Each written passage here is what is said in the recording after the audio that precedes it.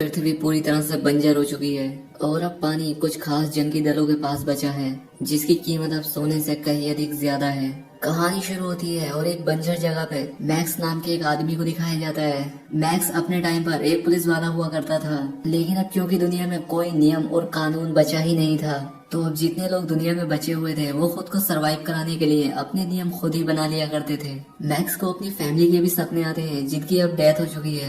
अब मैक्स अपनी गाड़ी में बैठकर यहाँ से आगे बढ़ने लगता है और तभी यहाँ पर कई सारी गाड़ियों का एक काफिला आता है और ये मैक्स की गाड़ी को टक्कर मारकर उसे पलटा देते हैं। अब इसके बाद ये लोग मैक्स को बंदी बनाकर उसे अपने साथ ले जाते हैं। ये उसे अपने ग्रुप में ले आते हैं और उसकी पीठ पर एक टैटू बनाते हैं जिसकी पीठ पर ओ नेगेटिव लिखा जाता है और ये मैक्स का ब्लड ग्रुप होता है। अब इससे पहले कि ये लोग मैक्स को अपनी गुलामी वाली मोहर लगा दे, मैक्स यहाँ से भागने लगता है, लेकिन ये लोग एक बार फिर से मैक्स को पकड़ लेते हैं। अब क्योंकि ये सभी लोग इमोर्टन जो नाम के एक आदमी के लिए काम करते हैं और इमोर्टन जो वो आदमी होता है जो कि इन सभी लोगों पर राज करता है और इन सब में सबसे ज्यादा शक्तिशाली होता है। ये अपने चेहरे पर एक खास तरह का मास्क पहनता जो कि उसे ऑक्सीजन दिया करता था और इसी की वजह से वो सांस ले पाता था, क्योंकि उसे एक ऐसी बीमारी होती है जिसके चलते उसे जिंदा रहने के लिए इस ऑक्सीजन मास्क को पहनना ही होगा।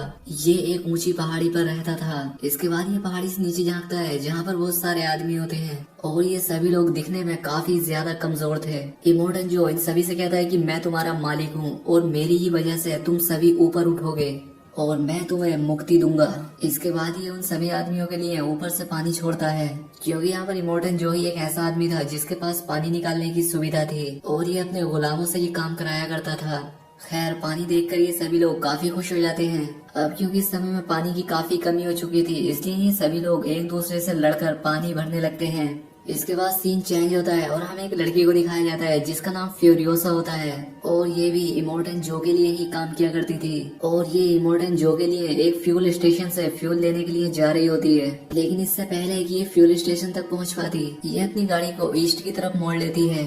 अब यहाँ पर उसका एक आदमी आकर उससे कहता है कि हमें तो सीधा जाना था, लेकिन फ्यूरियोसा उससे कहती है कि नहीं, हम ईस्ट की तरफ ही जाएंगे। अब क्योंकि फ्यूरियोसा इन सभी लोगों की सीनियर होती है, इसलिए कोई भी उसका कहना टाल नहीं सकता था और इसलिए ये सभी लोग ईस्ट की तरफ मुड़ जाते हैं। अब इन लोगों को ऐसा करते हुए इमोर्टन जो एक दूरबीन से देख लेता है। अब इसके बाद वो भागता हुआ एक चैम्बर के अंदर जाता है और यहाँ पर इसने 5 लड़कियों को बंदी बनाकर रखा था और ये सभी लड़कियाँ उसने अपने बच्चे पैदा करवाने के लिए कैद कर रखी थी ताकि वो उसका वंश आगे बढ़ा सके, लेकिन वो 5 लड़कियाँ यहाँ से गायब होती है। वो समझ जाता है कि फ्यूरियोसा ने उससे गद्दारी की है और वो उन्हें अपने साथ ले गई है। अब वो अपने लोगों से उनका पीछा करने के लिए कहता है। अब इमोर्टन के आदमी ये बात सुनकर काफी खुश हो जाते हैं, क्योंकि वो उसे अपना भगवान मानते थे और वो इसके लिए अपनी जान भी देने के लिए तैयार हैं। अब ये जो इमोर्टन की आर्मी होती है इसका नाम वॉर बॉयज होता है और न्यूक्लियर रेडिएशन के चलते इन्हें एक बीमारी होती है जिससे कि इन सभी लोगों को खून की जरूरत होती है और इसीलिए इन लोगों ने मैक्स को बंदी बना रखा था। अब यहाँ पर हमें नुक्स नाम के एक वॉर बॉयज को दिखाया जाता है जो कि फ्यूरियोसा को पकड़ने के लिए काफी उतावला होता है। वो अपनी गाड़ी के आगे मैक्स को बांध देता है और मैक्स की बॉडी से पाइप के जरिए खून निकल रहा होता है जो कि उस वॉर सोल्जर की बॉडी में जा रहा था ताकि इससे उसे ताकत मिलती रहे और जरूरत पड़ने पर वो इमोर्टन जो के लिए अपनी जान भी दे दे। यहाँ पर इनके लिए शहीद होना बहुत ही गर्व की बात थी। दूसरी तरफ हमें फ्यूरियोसा को दिखाया जाता है जो कि दूसरे लोगों के इलाके में पहुंच चुकी थी और उस इलाके के लोग गाड़ी लेकर उसका पीछा करना शुरू कर देते हैं। अब यहाँ पर फ्यूरियोसा के जितने भी साथी थे एक एक करके सभी मारे जाते हैं।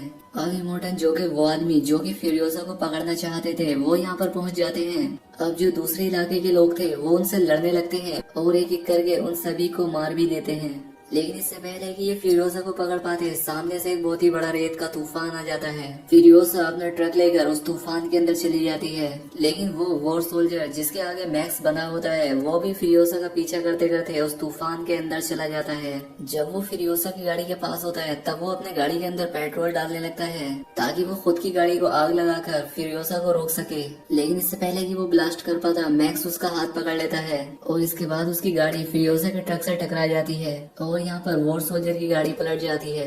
इसके बाद हमें सुबह का सीन दिखाया जाता है जहाँ पर तूफान पूरी तरह से रुक चुका था।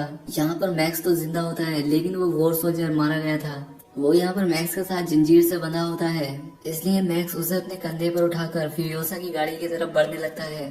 दूसरी तरफ फ्रियोसा अपने साथ जिन 5 लड़कियों को लेकर भागी थी वो सभी लड़कियां यहाँ पर उसके साथ होती हैं। अब यहाँ पर आकर मैक्स उन पर अपनी गन पॉइंट कर देता है और उनसे अपनी जंजीर काटने के लिए कहता है, और जब एक लड़की जंजीर काट रही होती है तब फ्रियोसा मैक्स के ऊपर अटैक कर देती है।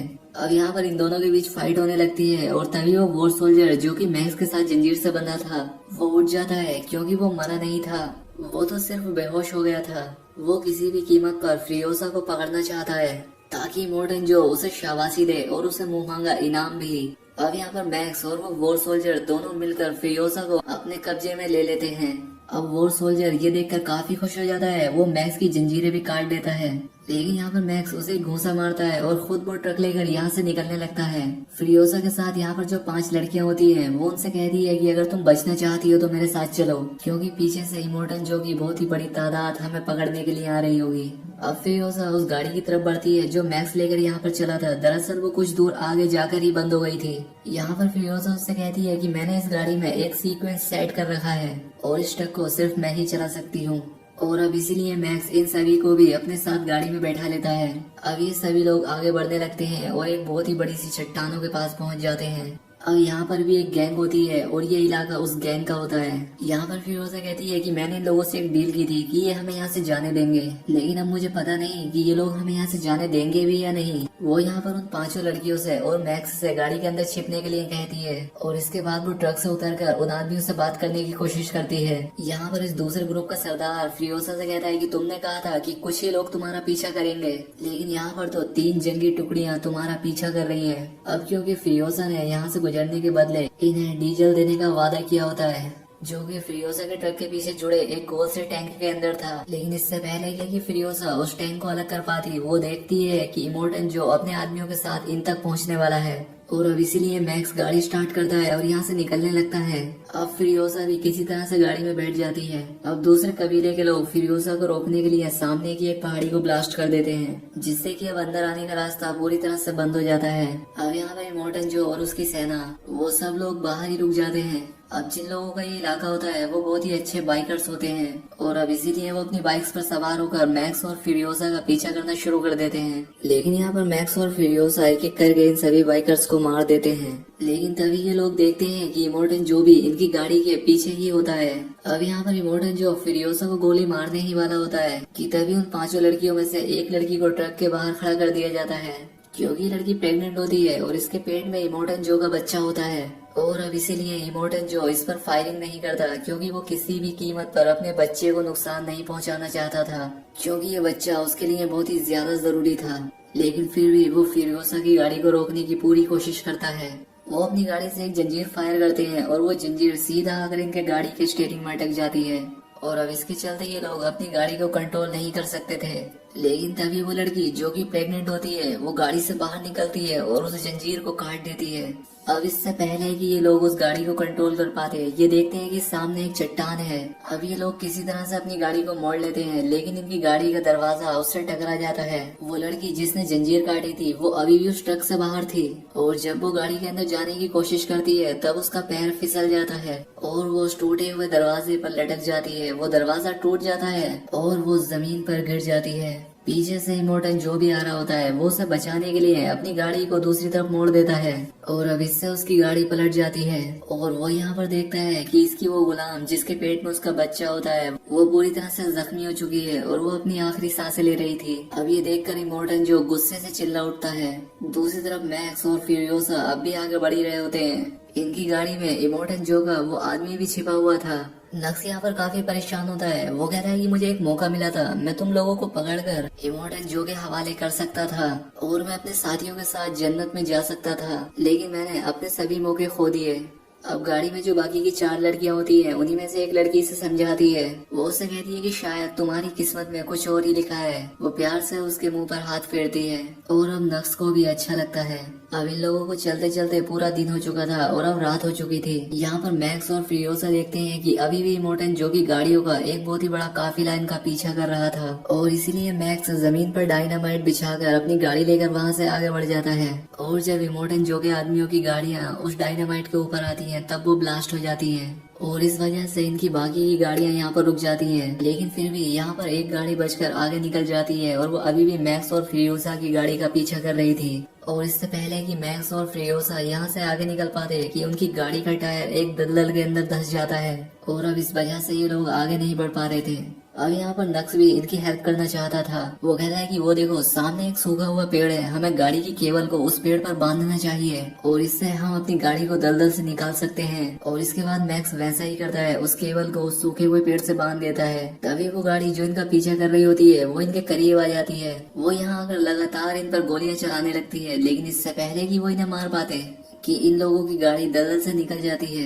अब इसके बाद ये लोग अपनी गाड़ी लेकर यहाँ से आगे निकल जाते हैं। अब यहाँ पर मैक्स एक ऑयल का डिब्बा लेकर उस गाड़ी की तरफ बढ़ने लगता है जो कि इनका पीछा कर रही थी, जो कि इनके पास हथियार नहीं थे। और कुछ टाइम के बाद ये फ्रियोसा देखती है कि एक ब्लास्ट हुआ है। उसे लगता है कि शायद मैक्स मारा गया होगा, लेकिन मैक्स जिंदा होता है। मैक्स ने उस गाड़ी को ब्लास्ट कर दिया होता है और साथ ही वो उन सभी लोगों के हथियार भी ले आता है। और एक बार फिर से ये लोग अपना सफर तय करने लगते हैं। पूरी रात गाड़ी चलाने के बाद सुबह जब ये रेगिस्तान से अपने आगे का सफर तय कर रहे होते हैं, तब यहाँ पर फ्रियोसा को एक टावर दिखता है। यहाँ पर फ्रियोसा बताती है कि बचपन में मैं जिस जगह पर रहा करती थी वहाँ पर भी एक ऐसा ही टावर हुआ करता था। इसके बाद ये लोग उस टावर तक पहुँच जाते हैं। यहाँ पहुँचकर फ्रियोसा अपना नाम बताती है। वो यहाँ पर अपने कबीले का नाम बताती है और साथ ही अपनी माँ का नाम भी बताती है। और इसके बाद इसके पास बहुत सारे बाइकर्स पहुँच जाते हैं और ये सबकी सब औरतें होती हैं। यहाँ पर फ्रियोसा अपनी माँ से भी मिलती है। ये सभी औरतें फ्रियोसा को पहचान लेती हैं। यहाँ पर फ्रियोसा बताती है कि ये जो मेरे साथ 4 लड़कियां हैं, मैं इन्हें ग्रीन प्लेस ले जाना चाहती हूँ। लेकिन तभी यहाँ पर एक बूढ़ी औरत इन्हें बताती है कि जिस जगह को पीछे छोड़कर तुम आ रहे हो वही ग्रीन प्लेस था। वो कहती है कि हाँ वो पहले रहने लायक था, लेकिन अब वो रहने लायक नहीं बचा। अब ये बात सुनकर फ्रियोसा को काफी दुख होता है। इसके बाद ये लोग प्लान बनाते हैं कि ये लोग सूखे हुए समंदर के उस पार जाएंगी ताकि ये अपने लिए नया ढूंढ सके। लेकिन यहाँ पर मैक्स उनके साथ जाना नहीं चाहता था। वो कहता है कि मैं अपना रास्ता खुद ही ढूंढ लूंगा। यहाँ पर जब सभी लोग चले जाते हैं तभी मैक्स को एक छोटी लड़की का विजन आता है। वो यहाँ पर मैक्स से कहती है कि तुमने मुझसे वादा किया था कि तुम मुझे बचाओगे, लेकिन तुम मुझे बचा नहीं पाए, क्योंकि मैक्स अपने पास्ट में इस लड़की की जान बचा नहीं पाया था। इसके बाद मैक्स अपनी बाइक से फ्रियोसा के पास पहुँच जाता है। यहाँ पर मैक्स कहता है कि जिस तरफ तुम जा रही हो वहाँ पर नमक के अलावा और कुछ भी नहीं है और हमें वापस इमोर्टन जो के किले पर ही जाना चाहिए, क्योंकि उस जगह पर पानी और हरियाली दोनों ही है और अगर एक बार हमने उसकी जगह को अपने कब्जे में ले लिया तब सब कुछ ठीक हो जाएगा। अब यहाँ पर मैक्स की बात से सभी लोग सहमत हो जाते हैं और इसके बाद एक बार फिर से ये सभी लोग उसी तेल के टैंकर में बैठकर इमोर्टन जो के किले की तरफ जाना शुरू कर देते हैं। रास्ते में इमोर्टन जो और उसके बाकी के आदमी इनकी गाड़ी को देख लेते हैं। यहाँ पर इमोर्टन जो समझ जाता है कि ये सब किले की तरफ ही जा रहे हैं और क्योंकि किले पर सैनिक नहीं है इसलिए सभी लोग किले पर कब्जा करना चाहते हैं। अब इमोर्टन जो भी अपने आदमियों के साथ इनका पीछा करना शुरू कर देता है। अब यहाँ पर मैक्स और फ्रियोसा मिलकर इमोर्टल जो के कई सारे आदमियों को मार देते हैं और इमोर्टन जो उन 4 लड़कियों में से एक लड़की को पकड़ लेता है। अब फ्रियोसा किसी तरह से इमोर्टन जो की गाड़ी तक पहुँच जाती है और वो उसके मास्क को ही खींच कर निकाल देती है और इससे इमोर्टन जो मारा जाता है। लेकिन अभी भी उसके बहुत सारे वॉर बॉयज होते हैं जो कि इन सबको मारना चाहते थे। अब क्योंकि नक्स जिस ट्रक को चला रहा होता है वो खुद ही एक तेल का टैंकर होता है, वो अपनी गाड़ी को बाकी लोगों की गाड़ी से टकरा देता है और इससे एक बहुत ही बड़ा ब्लास्ट होता है जिससे कि ये सब के सब लोग मारे जाते हैं। अब दूसरी तरफ फ्रियोसा काफी कमजोर हो जाती है और मैक्स समझ जाता है कि इसे ब्लड की जरूरत है और अब इसीलिए वो उसकी बॉडी में अपना ब्लड ट्रांसफर करता है और अब इसीलिए मैक्स उसे अपना ब्लड देने लगता है और अब इससे फ्रियोसा ठीक हो जाती है। अब इसके बाद ये लोग इमोर्टन जो के किले तक पहुंच जाते हैं। वहाँ पर बहुत सारे सैनिक भी होते हैं, लेकिन जब यहाँ पर ये लोग इमोर्टन जो की बॉडी दिखाते हैं तब वहाँ पर जितने भी लोग होते हैं वो काफी ज्यादा खुश हो जाते हैं और ये लोग यहाँ पर नारा लगाने लगते हैं कि इन सबको भी ऊपर आने दो। अब क्योंकि इमोर्टन जो मारा गया था इसलिए यहाँ पर अब पानी खोल दिया जाता है और पानी देखकर सभी लोग काफी खुश हो जाते हैं और अब जो बाकी के वॉर बॉयज बचे होते हैं वो इमोर्टन जो और फ्रियोसा का स्वागत करते हैं, जिसका मतलब था कि अब इस किले पर इन सभी का बराबर हक है। यहाँ पर जमीन से पानी निकालने के लिए बड़ी बड़ी मशीनें होती हैं और इस जगह पर काफी हरियाली भी होती है और अब इसीलिए यहाँ पर किसी को भी पानी की कमी नहीं होगी। अब इसके बाद जब ये लोग ऊपर जा रहे होते हैं तब फ्रियोसा नीचे मैक्स को देखती है जो कि भीड़ के बीच से निकल कर जा रहा था, क्योंकि मैक्स ने जिस काम की जिम्मेदारी फ्रियोसा के साथ ली थी वो काम उसने पूरा कर दिया था और अब मैक्स